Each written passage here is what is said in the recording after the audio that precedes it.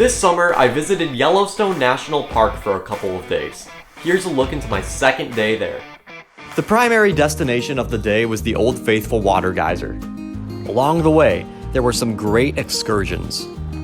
We've been driving inside of Yellowstone for a little bit, just got out of our car, and there's a really cool view of this cliff here. Super awesome.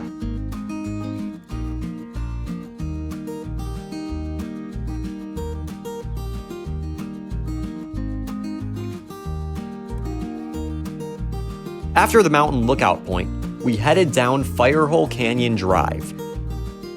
A few minutes of driving later, we arrived at the main attraction of Firehole Canyon Drive, Firehole Falls.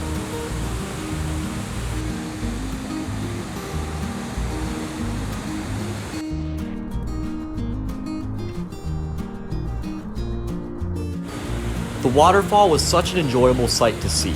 I also loved the surrounding scenery. Driving out of Firehole Canyon, we passed a giant bird's nest, which I'm guessing was an eagle's nest. Next, we made our way over to Fountain Paint Pots, another place to view several hydrothermal features.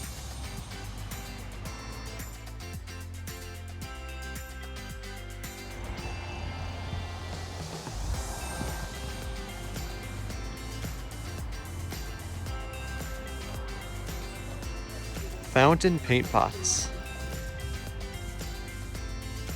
We've seen stuff like this the last day we were in Yellowstone. Looks like paint coming out of the ground.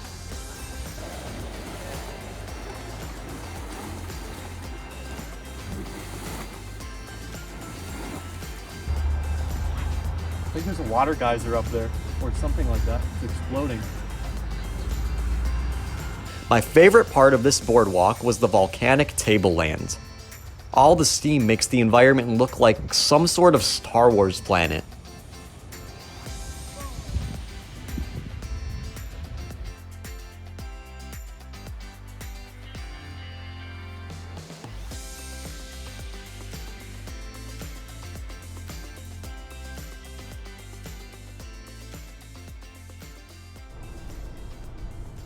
A short drive later, and we made it to the Old Faithful area.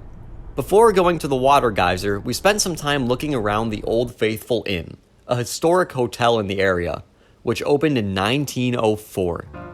When you walk into the Old Faithful Inn, you experience the incredible lobby, which is 6 stories high. You can only go onto the first 3 floors, though. Throughout the day, the hotel had tours going on, so we got to learn a lot about the inn's history. We got to see a room too, and the best part is many guests have to use communal bathrooms, which is always fun. Later on, my family and I walked over to Old Faithful, close to the predicted eruption time, while I ate some huckleberry ice cream. We're just waiting for the geyser to explode now. Could be any second. After about 7 minutes of waiting, the moment had come. As Old Faithful erupted, everyone cheered. There we go. Like with all the other hydrothermal features I had witnessed on the trip, it impressed me how this water geyser is natural. It's a result of really hot water underground under lots of pressure. Eventually, the pressure gets to be too much, and the water bursts from the surface of the earth. Old Faithful's eruption is a cool sight. After watching Old Faithful erupt, we walked around the surrounding area. There was a lot of cool things to see there, including lots of other geysers. Old Faithful was the only one that we saw erupt, though. We're at the Yellowstone Tribal Heritage Center right now. We're just outside of Old Faithful. Old Faithful is going to erupt again pretty soon, but for right now, I'm going to take a nap inside of this teepee.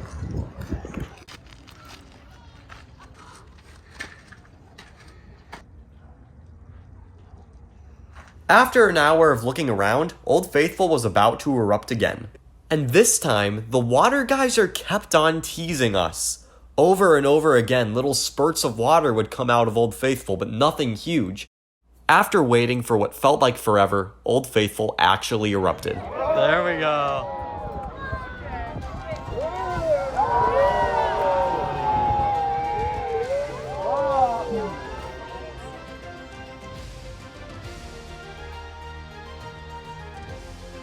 After watching Old Faithful erupt a second time, we were back on the road.